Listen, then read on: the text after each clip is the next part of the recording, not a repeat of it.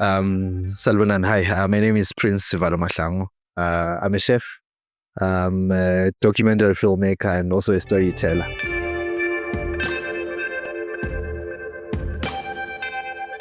Ngithanda umgqugquzelo wamasiko, looking mostly at indigenous food and the connection between food and culture. So one philosophy that Magriza impacted on me since her passing is the element of intentionality in everything that we do. So when we script, when we shoot, when we edit, all through that value chain, all through that process, everything has to be intentional, knowing that the cultural connotations in every story are told truthfully and honestly, and in the best possible way to preserve that story or that culture that we are documenting.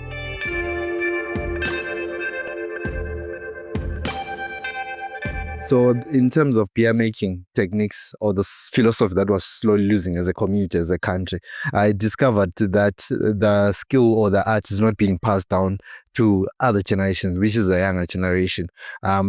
It's either the willingness of the elderly to teach or the willingness for the young to learn is where the disparity is. So that fermentation technique is something that's very unique in our culture. If you look at the process of fermentation from what we create from the beverages, amaheo to umkombot. It's a skill that our mama, knowing that women were the ones way responsible for brewing and also for cooking, is like slowly being lost away. And when you look at the element of the urban areas and the internet, the space of the internet, we're slowly just adopting other people's cultures and also slowly losing. We're lost in touch with these traditions, these values that our grandmothers, that people who are older than us still have. So in terms of utshwala, we use the term umkombot, which is a common term. That 7-day process and why it was important, the grains that were used, the techniques that were used, is slowly being lost away. And we're not really documenting that.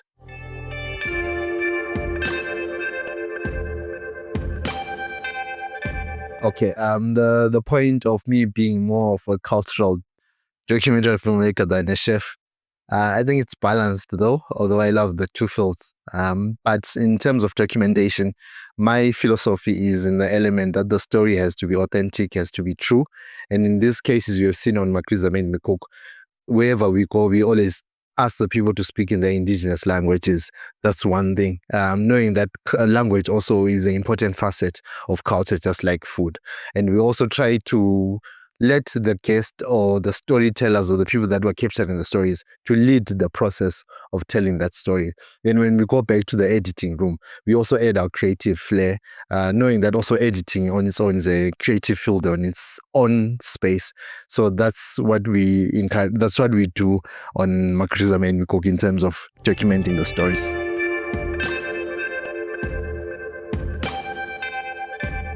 Traveling from Antobo to Addis, and the lessons that I've learned is that food has to be practical in terms of you need to live the aspect of food. You need to live the aspect of cooking food, of experimenting with your ingredients. It should not be just a one-time thing where you cook on certain days and certain days you don't cook that type of food. In Ethiopia, they've got a staple food that's called injera, which is made from teff. Right? Teff is within the millet family. If you look at uphogo, finger millet, inyawuthi. So that process and how they ferment the teff and how they make injera is something that's beautiful to watch. And injera is eaten everywhere across Addis Ababa in Ethiopia. So food has to be practical. We have to eat food, we have to cook food, we have to talk about our food, and we have to be proud of our food.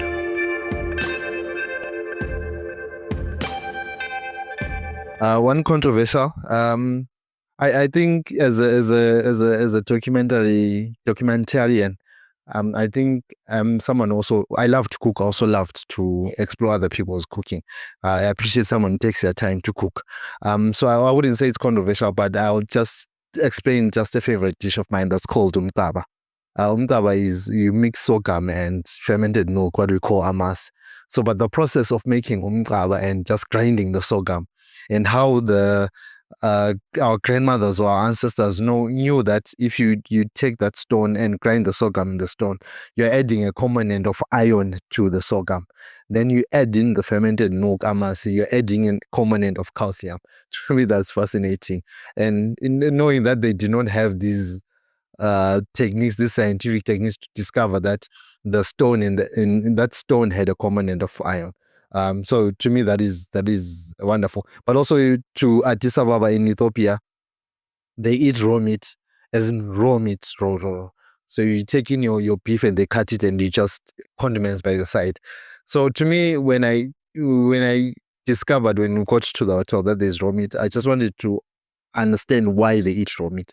And they explained that during there was a civil war then, you could not, when let's say you're moving with your cattle, you could not like you could not just make a fire because your enemies would discover where you at. So you had to slaughter the cattle, the cow, and you had to consume it that way. Then now that passed on to a tradition, which to me was fascinating.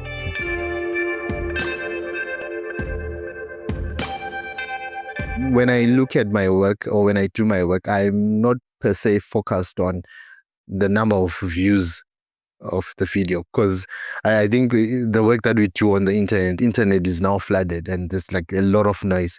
So it will be very harsh for a creator to use the base of numbers.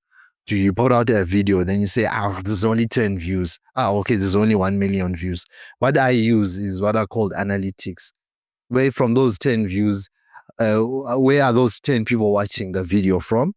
The gender, the age, and the location. So if let's say from 10, 7 are from India, 2 are from the United States, and then 1 from Zimbabwe, it means that my programming or the way that I publish the video has to sort of like be tailored towards the Indian market. So that's the basis that I use. I'm not in any way disputing the element of numbers, but I'm more focused on the deeper analytics that are given by these social media platforms.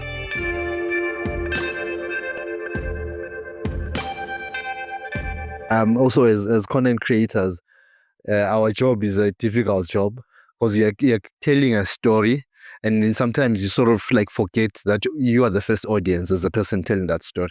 So what I do most, let's say we're going to shoot a 3-day documentary in like a township tourism, Mzilikazi, is our upcoming documentary. Is the first day we'll try to not turn on the cameras and just sync ourselves with the community and just explore, take a walk in the community, talk to the elders, talk to the young people, so that we also become like part of the community. Because sometimes when you just get there and you start shooting, there's that respect that's not there. And also the ethics of film. Remember, you should do no harm principle. Whenever you go to set, make sure or you go to a community, you improve that community or you just leave it as you found it as it is. So that's then when we're shooting, we just take a look at every stage. Are we adhering to the ethics?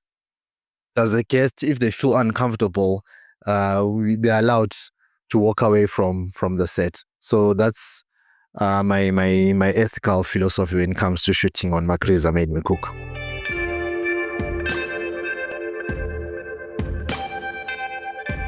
In terms of taste, okay, the element will be element of judging from the good seed is the element of taste, texture, maybe temperature.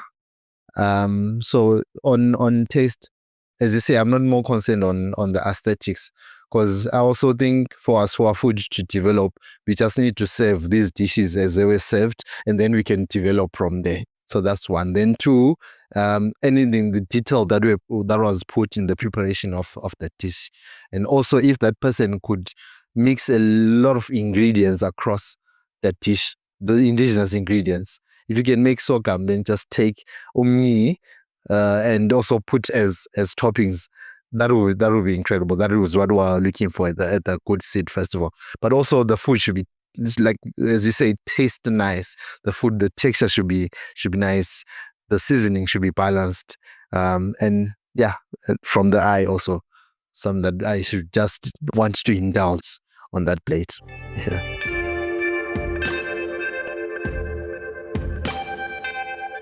Just a background, I also come from the academic space. I've do like finance and business. I did, sorry, finance and business management. So what that taught me is the element of systems, the importance of systems. Things have to be systematic for them to grow, and also building habits around those systems. I think that's the financial aspect of film really needs your financial game to be on point, and also other things like marketing, human resources, IT, and also right now development of AI is something that I learned, sorry, within the academic space. Yeah. So my thoughts on the creation and development, let me say development of kwaBulawayo Food Guide is something that's very phenomenal. We just need a database. Imagine something coming from outside the city, and they just want a place where they can eat. They want to hire a chef, and that is all within this catalog, which these guys are just beautifully making. It's something that I adore, and I'm saying kudos to their work, and also from just from our food industry. Documentation is something that's very key, and the creation of a food guide is an important tool for our industry to develop, but also even 10 years down the line. We are saying in 2025, where do these people eat? Are these establishments still open? Are these chefs still there? What's the knowledge that has been passed down from one person to the other, from one establishment to the other? And in general, are we improving or are we developing as a food industry in Bulawayo?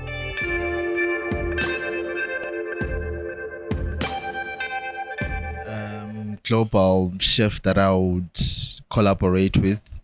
I'll go to, let me just give you 2 or 3, sorry, to break your question. This is the first one, Chef Mahadi. I was with her in Ethiopia. She's from South Africa. A dish that I would cook for her is a dish known as umchanga, which is a combination of melon and what are called maize kernels. In Indelible, we call that ikwadla. Second chef will be so difficult. Second chef will be the controversial Gordon Ramsay. I would cook for him as a dish known as Indaba called isidlwadlwa, which utilizes our uniqueness, our unique matebele beef and sorghum. So you boil the sorghum, grind the sorghum, then you add it within the component of the beef. You can also use an oxhead, oxtail, amanglina, cow hooves, any type. Then my third chef is a chef called Njati Kabui. He's from Kenya, but he's based in the United States of America. For Njati, I would prepare for him ilambazi lamaveli, which is sorghum porridge. Do you know, guys, the texture and taste in that dish? I love our food. Yeah.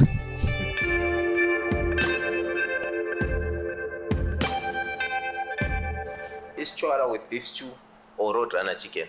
Is chwala with beef stew or with roadrunner chicken? Is chwala with roadrunner chicken. I cook makai any day. Maputi or potato chips? Maputi or potato chips? Hey, I'm caught in between because one, I don't like maize, and also potato chips. Maputi. Matemba or dried biltong mukwapa? Matemba or dried biltong mukwapa. Hey, two important dishes within our culture. Hey, mukwapa, because it's an invention that was created in Southern Africa. Biltong. Yes. All right. Let's jump on to braai or pizza. Braai or pizza? Braai. Very interesting. Coffee or tea? Coffee. I'm a coffee person. I think going to Ethiopia and experiencing the headquarters of coffee was a phenomenal experience. Yeah. Fanta or Coca-Cola? None. Fanta or Coca-Cola. I don't drink fizzy drinks. I don't take fizzy drinks. So tell him now. Eat in or take away? Eat in. I love to cook. I love to cook. Eat in. Yeah, eat in. And eating is to eat at home, man. Yeah, eat in. Yeah. early breakfast or midnight snack? No, I'm an early breakfast or midnight snack. I'm an early bird. I wake up at 4 a.m. So breakfast, early breakfast, yeah. Alright. Spicy or mild? I've got spice or mild. I've got sinus. But I love spicy. But please don't show this to my father. But spicy. Solo food adventure or group outing? Group outing, we get to solo adventure or group outing. Group outing, we get to explore and you get to tell stories, and people are just going through a lot. So let's talk about food. Let's talk about our stories through food, around food. First to try something new or stick to favorites? No. First to try something new or stick to favorites. I like to try something new. I was a naughty child growing up. I remember I repainted my father's car with this other color, and I got the beating of my life. Right. Ice cream or cake? Ice cream or cake? Cake. Cake, yeah. I think kwaBulawayo is a cocktail of beautiful cultures around. So that dish would have like what we call 7 colors, or several colors. Is we have a dish which got a meat component. We have our matebele beef there. We have a vegetable. We've got our pumpkin leaves there, bobola mixed with fresh cream. We've got a starch component there, which we can use sorghum there, which was our rice before colonization.